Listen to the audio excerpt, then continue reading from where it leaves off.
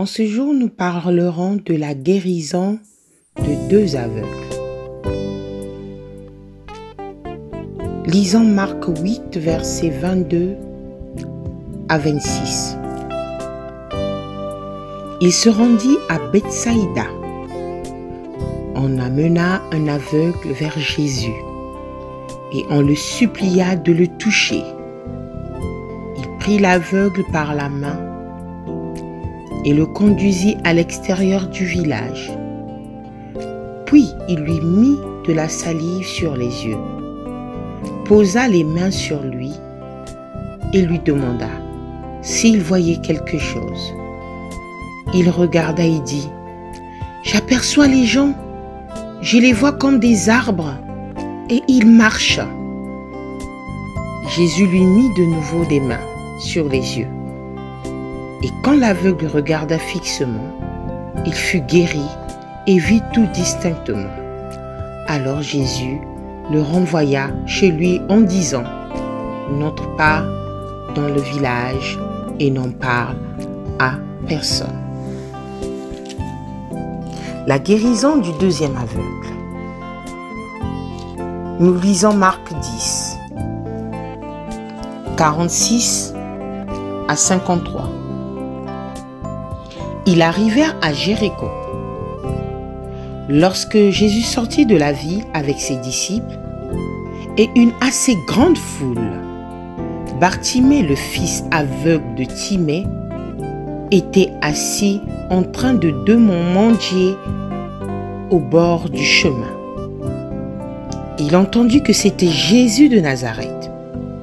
Il se mit à crier : « Fils de David ! Fils de David, Jésus, aie pitié de moi. » Beaucoup le reprenaient pour le faire taire, mais il criait beaucoup plus fort : « Fils de David, Fils de David, aie pitié de moi. » Jésus s'arrêta et dit : « Appelez-le. » Ils appelèrent l'aveugle en lui disant : « Prends courage, lève-toi, il t'appelle. » L'aveugle jeta son manteau et se levant d'un bond, vint vers Jésus. Jésus prit la parole et lui dit : « Que veux-tu que je fasse pour toi ? » « Mon maître, lui répondit l'aveugle, que je retrouve la vue. » Jésus lui dit : « Vas-y, ta foi t'a sauvé. » Aussitôt, il retrouva la vue. Il suivit Jésus sur le chemin. Amen. Nous voyons dans ce récit, le premier récit, la guérison de l'aveugle qui a été emmené, et le deuxième récit de l'aveugle Bartimée qui crie. Sur le premier récit, sur la première guérison, pourquoi le malade n'est-il guéri que partiellement après la première intervention de Jésus? « Je vois des hommes comme des arbres et ils marchent, dit-il. » Étrange. De la part du Christ, on était habitué à autre chose.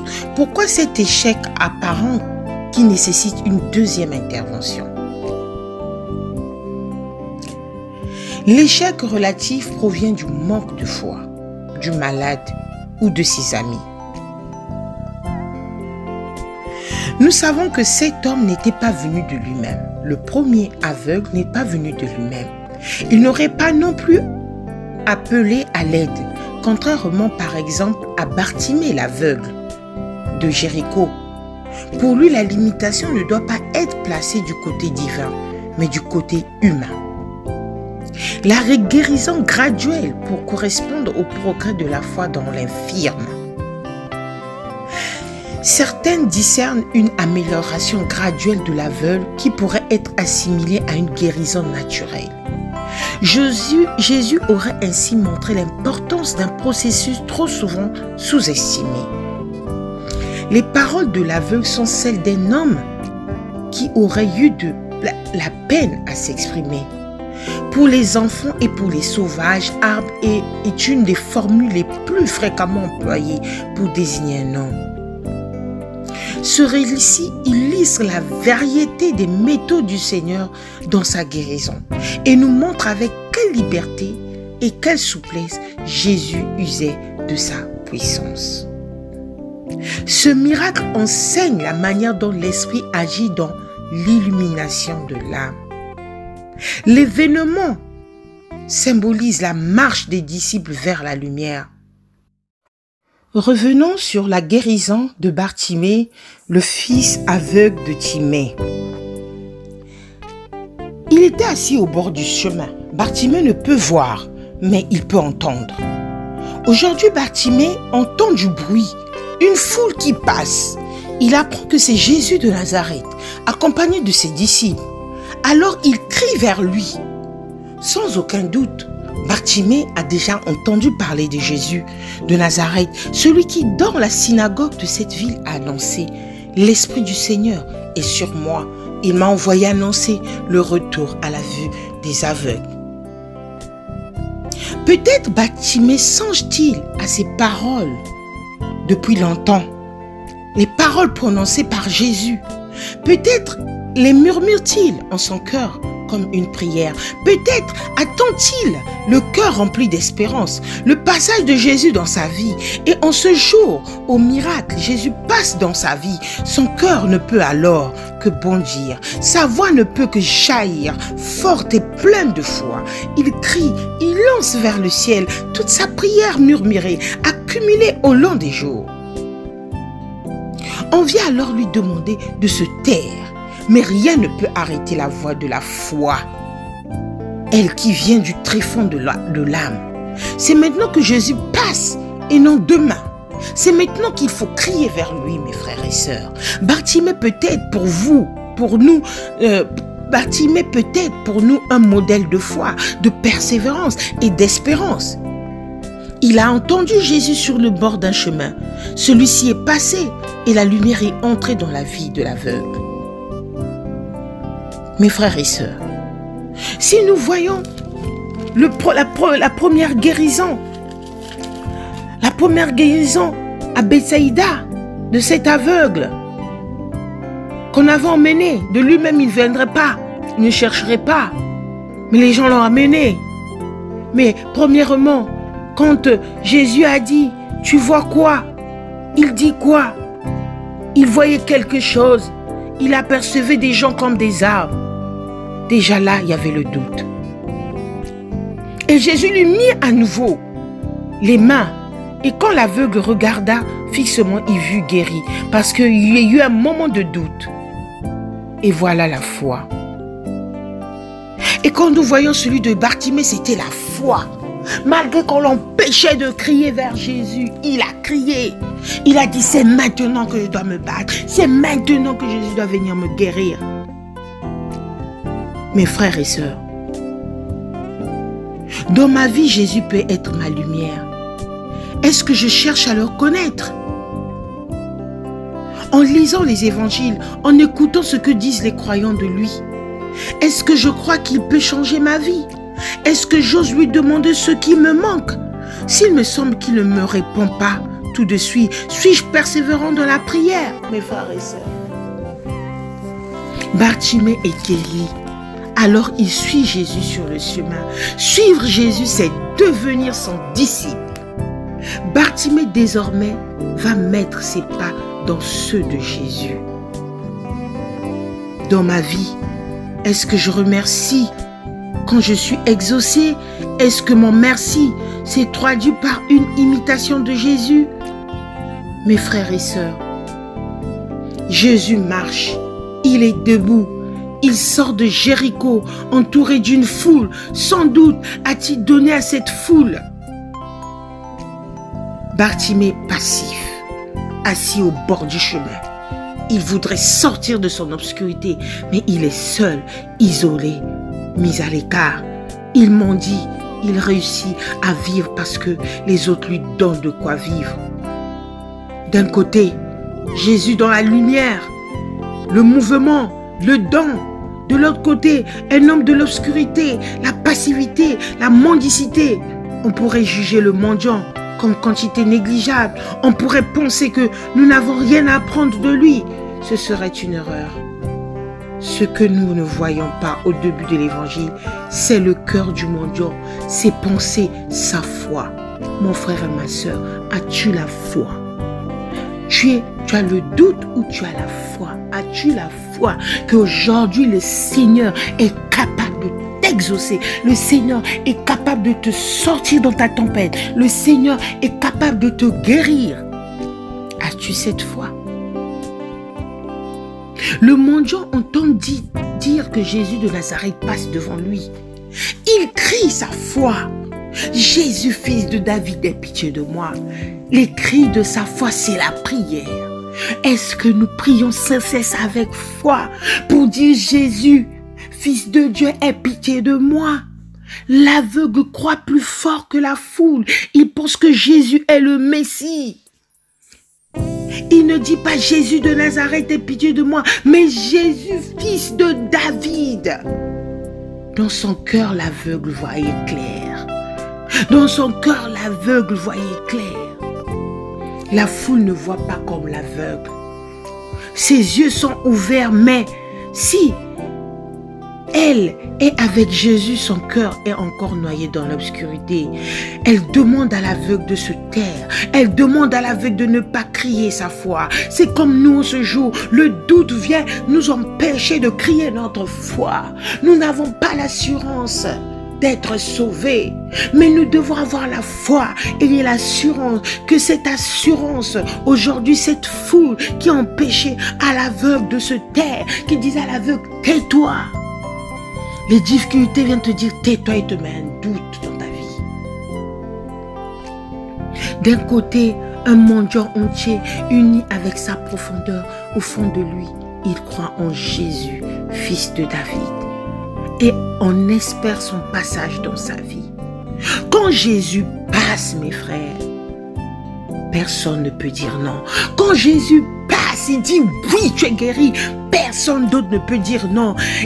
Bartimée, il crie sa foi au Messie. Son cœur et son corps ne font qu'un. De l'autre, une foule divisée. Elle est avec Jésus de Nazareth et pourtant elle veut faire taire celui qui crie sa foi en lui.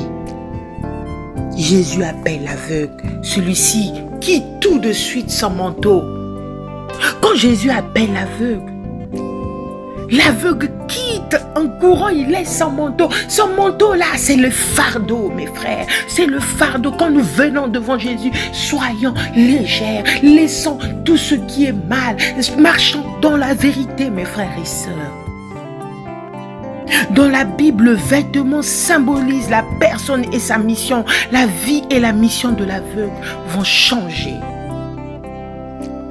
Jésus demande à l'aveugle ce qu'il veut. L'homme répond sans hésiter, je veux voir. Aujourd'hui, mon frère, dans la prière, demande à ton Dieu ce que tu veux. Jésus sait que tu as besoin d'être guéri. Jésus sait que tu as besoin d'être sauvé. Jésus sait que tu as besoin d'un boulot. Jésus sait que tu as besoin d'un mariage. Jésus sait que tu as besoin d'un enfant. Mais dans la prière, il veut que tu le prononces et que tu puisses demander avec foi. Que veux-tu, mon frère et ma soeur? Jésus nous dit aujourd'hui, que veux-tu que je fasse pour toi? Il faut dire simplement ton souhait. Et Bartimée l'aveugle a dit, je veux voir.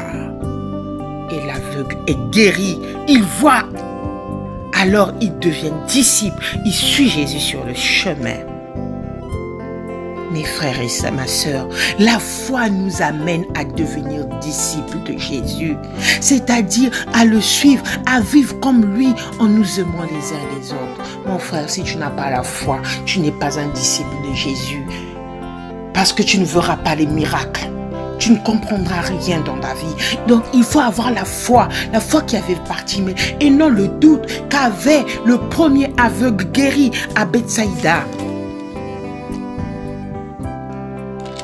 Mes frères, où en sommes-nous dans nos vies? Est-ce que nous regardons selon les apparences? Est-ce que nous sommes parfois divisés? C'est-à-dire, est-ce que notre cœur nous indique-t-il une autre direction que celle de notre corps? Est-ce que Nous voulons voir avec notre cœur. Est-ce que nous sommes des disciples de Jésus? Est-ce que nous essayons d'aimer nos prochains? Mes frères, aujourd'hui Dieu te demande, Jésus te demande, il te pose la question, que veux-tu? Mon frère, en ce moment, tu es en train de prier avec foi. Tu es en train de crier avec foi. Tu es en train de crier. Tu es en train de crier comme Bartimée. Sache-le, tes cris seront récompensés. Et Jésus te dit, que veux-tu? Dis ce que tu as besoin dans ta vie. Dis ce que tu as besoin dans ta vie. Dieu est un Dieu de miracles.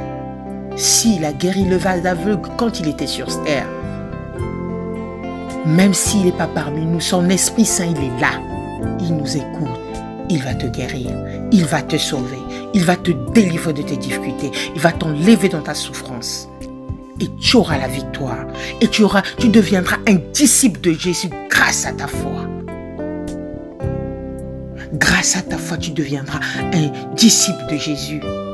La lumière de Jésus change notre vie de l'intérieur. Et cela se voit à l'extérieur. En ouvrant notre être à la lumière, notre vie change. Et Jésus change notre vie. Il éclaire notre sentier. Cette lumière qui illumine notre foi nous guérit comme l'aveugle. Dans l'évangile de Jean, il est dit: la lumière brille dans l'obscurité, mais l'obscurité ne l'a pas reçue. La lumière brille encore pour nous aujourd'hui. Est-ce que je l'accueille en moi? Est-ce que je laisse s'épanouir? Est-ce que je la cache dans mon obscurité? Si je m'enferme pas, si je n'enferme pas la lumière de Dieu, celle-ci doit grandir. Ma vie doit être comme imprégnée de cette lumière. Et cette lumière doit transparaître. Cette lumière doit se répandre autour de moi, se communiquer. Suivre Jésus, c'est s'aimer la joie, la paix, l'amour, le réconfort autour de moi. Mes frères et sœurs, prenons l'exemple de Bartimée qui a crié vers Jésus, qui a crié au fils David, aie pitié de moi. À cette heure, crie Jésus, aie pitié de moi.